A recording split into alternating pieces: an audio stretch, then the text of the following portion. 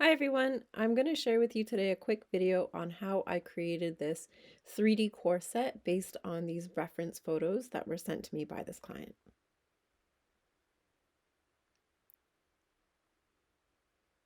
So here's what the garment looks like in the program on the left, and on the right hand side these are the pattern pieces.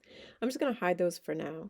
Up here I created these pattern pieces with graphic images on them, and I placed them around the avatar so that I could use it to help me while I was creating the pattern.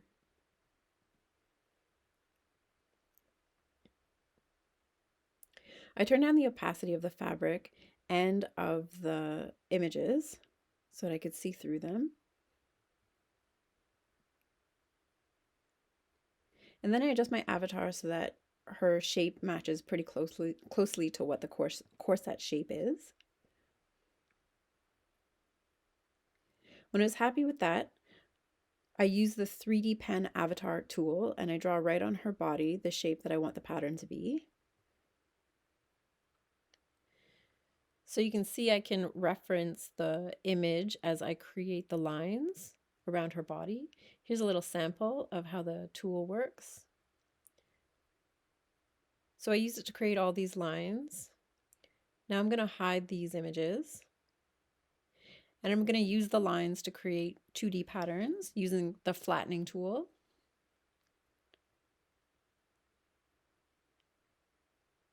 Now here they are in the 2D window. Next, I can bring in a hook and eye that I created as a separate file. And I adjust the length of the hook and eye to match the length of the center front. It's hard to see it there, but I'm getting the measurement from the center front line, and then I can enter that exact measurement into the length that I want for my hook and eye. Once that's done, I'm going to create the second half of the pattern using symmetric pattern with sewing, which is cool because it already maintains all the sewing relationships for the pattern pieces that you created. I just have to add in sewing relationships for the hook and eye and for the center back. And then I place this hook and eye exactly where I want it to be on the avatar, and I freeze it in place, which is going to help with the simulation later on.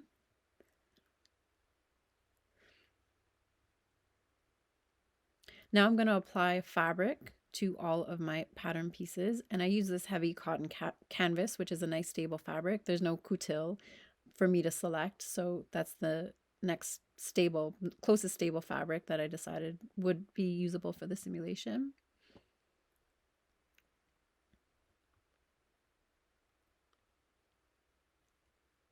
Once that's done, I'm just going to deactivate my previous pattern to make sure it doesn't get in the way. I'm going to strengthen all the pattern pieces so that they're nice and stable. And I simulate.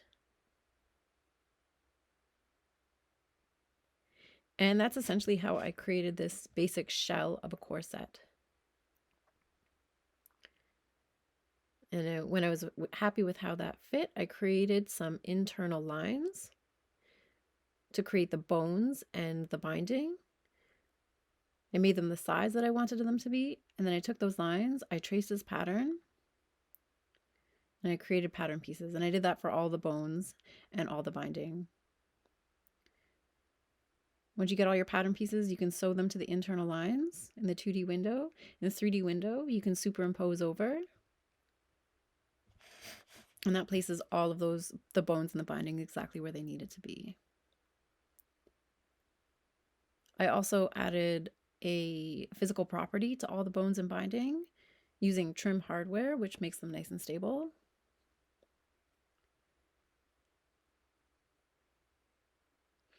And so I'm going to delete that other pattern, and I bring in the pattern that I've been working on with all those pattern pieces created already. And here you can see how it came out in the end. I also created a few different colorways. It's pretty nice because it just pulls in the fabrics that you've already used, and you can change each colorway to whatever colors you want them to be. For the embroidered tool corset here, I just added a texture and normal matte and turned down the opacity. That's essentially how I created this corset. I spent a little bit of time setting up the lighting and the rendering settings. And then I went in and I rendered out a few different colorways. And the client was really happy with how it came out. Ultimately, I want to use the program to be able to create patterns that can make physical garments. But for now, I think this technique is a very effective visualization tool.